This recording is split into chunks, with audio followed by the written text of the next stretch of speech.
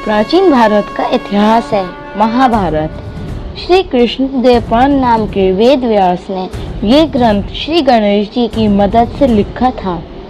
ये ग्रंथ हमारे देश के मन प्राण में बसा हुआ है। ये भारत की राष्ट्रीय गाथा है। महाभारत ग्रंथ समाज में स्त्री पुरुषों के चरित्रों से हमारे देश के जनजीवन को ये प्रभावित करता रहा है। नमस्कार दोस्तों, जैसे कि आप जानते हैं मैं कुशाग्र वार्ष्णेय, मेरी पार्टनर वंशिका वार्ष्णेय आप सभी का अपने चैनल पे फ्रीकी टेल्स पर स्वागत करते हैं। आज हम आपको इस वीडियो के द्वारा महाभारत की कुछ ऐसी अनसुनी बातों को बताएंगे जो आपने शायद ही सुनी होगी। तो चलिए शुरू करते बिना किसी रुकावट के साथ। शुरू करने से पहले अगर आपने इस चैनल को सब्सक्राइब नहीं किया हो तो सब्सक्राइब कर दें, लाइक शेयर कमेंट करना।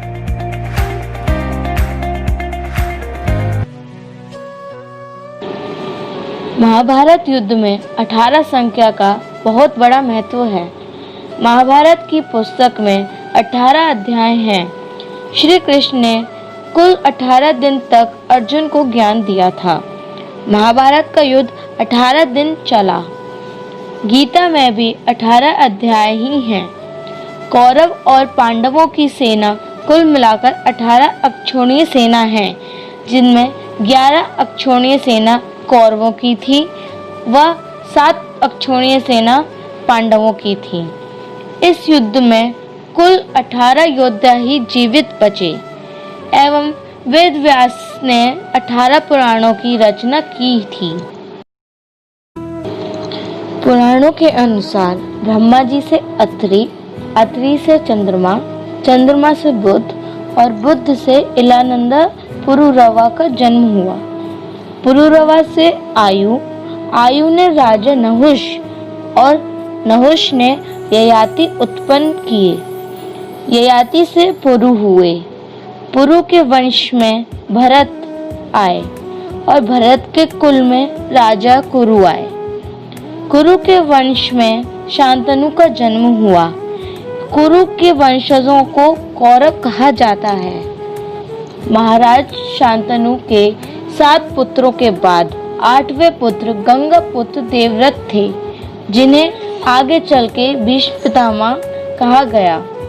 महाराज शांतनु और रानी सत्यवती से चित्रांगद और विचित्रवीर्य हुए। चित्रांगद युद्ध में मारे गए और विचित्रवीर्य की कोई संतान न हुई। कुछ ही समय बाद उनकी भी मृत्यु हो गई। तब वेद व्यास जी ने अपनी शक्तियों से धृतराष्ट्र व पांडु उत्पन्न किए। धृतराष्ट्र के 100 संतान थी, जिन्हें कौरव कहा जाता है। पांडु के 5 पुत्र थे, जिन्हें पांडव कहा जाता है। कौरवों को कौन नहीं जानता। धृतराष्ट्र और गांधारी के 99 पुत्र और एक पुत्री थी, जिन्हें कौरवों के नाम से जाना जाता था। गांधारी ने वेद व्यास जी से पुत्रवती होने का वरदान प्राप्त किया था। गर्भ धारण कर लेने के पश्चात भी 2 वर्ष व्यतीत हो गए, किंतु गांधारी की कोई भी संतान उत्पन्न नहीं हुई। इस पर क्रोधवश गांधारी ने अपने पेट पर जोर से मुक्का का प्रहार किया, जिससे उसका गर्भ गिर गया। वेद व्यास ने इस घटना को तत्काल ही जान लिया और हस्तिनापुर आकर 100 कुंड तैयार करवाए और उनमें घी भरवा दिया। गांधारी के गर्भ से निकले मांस के पिंड पर अभिमंत्रित जल छिड़का, जिससे उन पिंड के अंगूठे के पोरुए बराबर 100 टुकड़े हो गए। वेद व्यास जी ने उन टुकड़ों को गांधारी के बनाए कुंडों में रखा और उन कुंडों में 2 वर्ष पश्चात खोलने का आदेश दिया।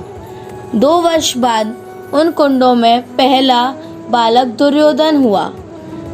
फिर उन कुंडों में धृतराष्ट्र के 99 पुत्र एवं दुशाला नामक एक पुत्री का जन्म हुआ। इन्हीं दिनों धृतराष्ट्र अपनी दासी के साथ समय व्यतीत कर रहे थे, जिसके कारण उनका एक पुत्र हुआ।